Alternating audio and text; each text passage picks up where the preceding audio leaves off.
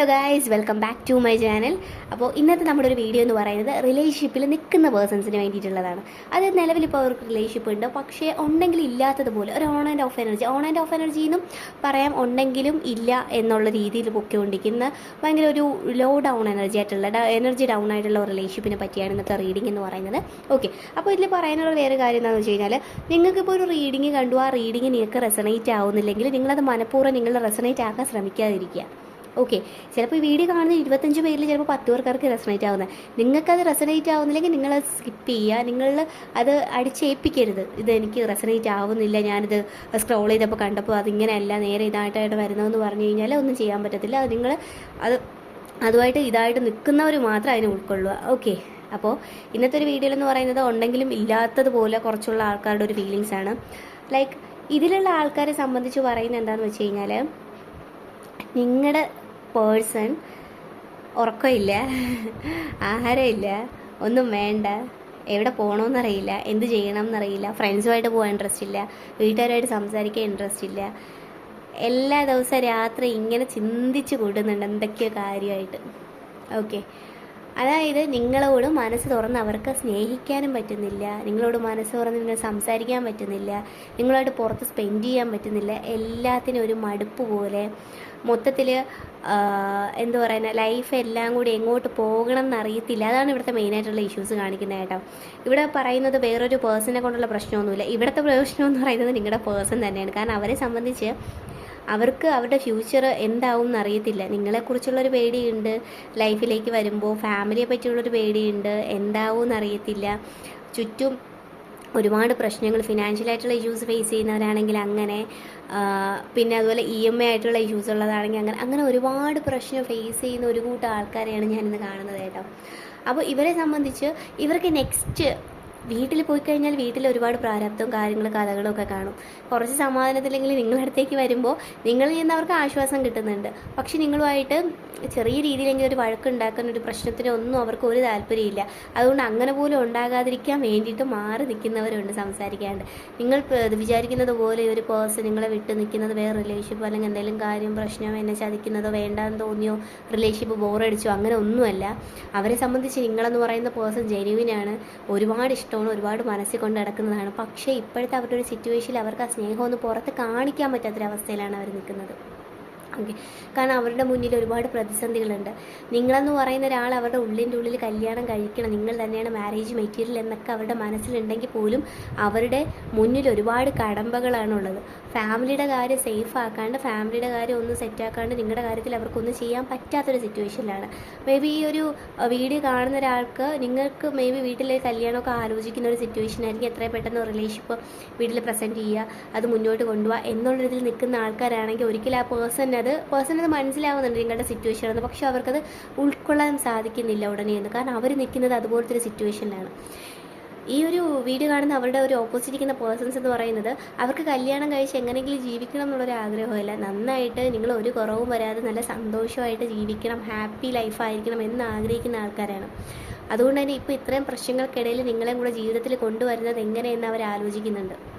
Okay, ഇപ്പോൾ എനിക്കിതിൽ കാണുന്നതിലാണെങ്കിലും ഒരുപാട് ആൾക്കാർ തന്നെ പോലും വീട്ടിൽ കല്യാണം ഉറപ്പിച്ച് വച്ച് നിൽക്കുന്ന കുറച്ച് സിറ്റുവേഷൻസ് ആയിട്ടുള്ള ആൾക്കാരുണ്ട്. അതുകൊണ്ട് തന്നെ അവർക്ക് അതിൽ എന്ത് ചെയ്യണം എന്നറിയത്തില്ല. നിങ്ങൾ കൈവിട്ട് പോകുമോ എന്നുള്ള പേടിയുണ്ട്. പക്ഷെ വിളിക്കുമ്പോഴും സംസാരിപ്പിക്കുമ്പോഴൊക്കെ നിങ്ങളെ സമാധാനിപ്പിക്കാൻ അവർ ശ്രമിക്കുന്നുണ്ട്. ഓക്കെ ആണല്ലോ, ശരിയാവും, ഞാൻ കൂടെയുണ്ട്, ശരിയാവും എന്ന് പറഞ്ഞ് നിങ്ങളെ നന്നായിട്ട് സമാധാനിപ്പിക്കുന്നുണ്ട്. അവർ നിങ്ങളെ കൂടെ തന്നെ ശരിക്കും നിൽക്കുന്നുണ്ട്. പക്ഷെ അവരുടെ ഉള്ളിൻ്റെ ഉള്ളിൽ അത് പൊട്ടിക്കരയുന്നുണ്ട്. അത് മേ ബി ഒരുപാട് അറ്റാച്ച്ഡ് ആയിട്ടുള്ള ഇതിൽ കാണുന്നൊരു 50 to 60% ആൾക്കാർക്കെങ്കിലും മനസ്സിലാവുന്നുണ്ടായിരിക്കും. അവർ പുറമെ ഒരു മാസ്ക് ഇട്ടേക്കുന്നതാണ്, അവരുടെ ഉള്ളിൽ വിഷമമുണ്ട്, എന്നെ ഒന്ന് സമാധാനിപ്പിക്കാൻ വേണ്ടിയിട്ട് മാത്രമാണ് ഇങ്ങനെ ചെയ്യുന്നതെന്ന്. ഒരിക്കലുമല്ല.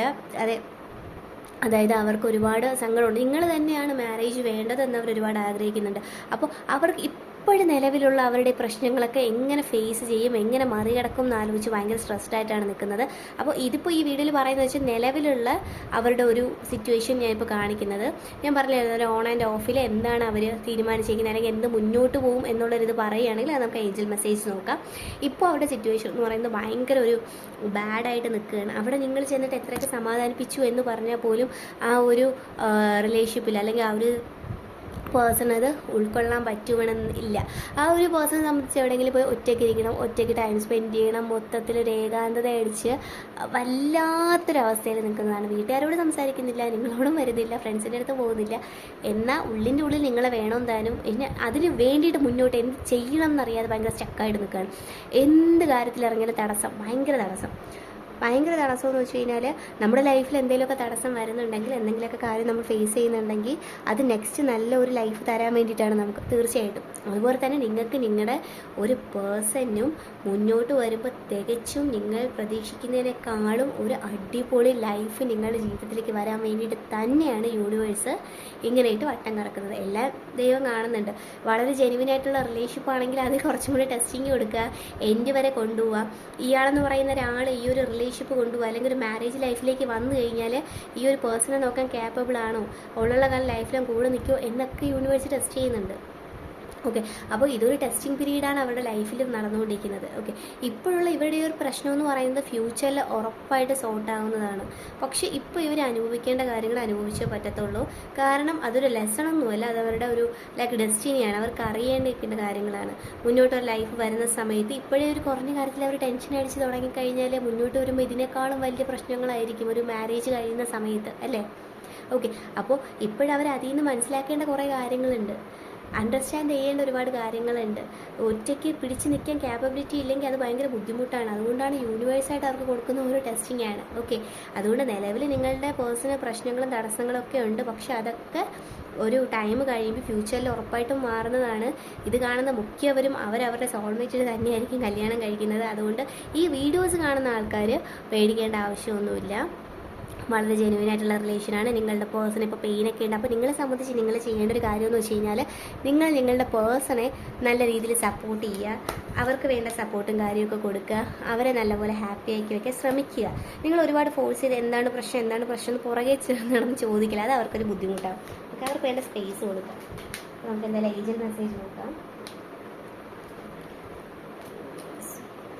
എന്തെങ്കിലും ചെറിയ ചെറിയ പ്രശ്നങ്ങൾ കാര്യങ്ങളുണ്ടെങ്കിൽ ഈ ഒരു സിറ്റുവേഷനിൽ അതൊക്കെ മറന്ന് നന്നായിട്ട് സംസാരിക്കാൻ ശ്രമിക്കുക കേട്ടോ. അവരുടെ മനസ്സിലൊരു ചെറിയൊരു വിഷമം പോലും നിങ്ങളായിട്ട് ഉണ്ടാക്കി കൊടുക്കരുത്.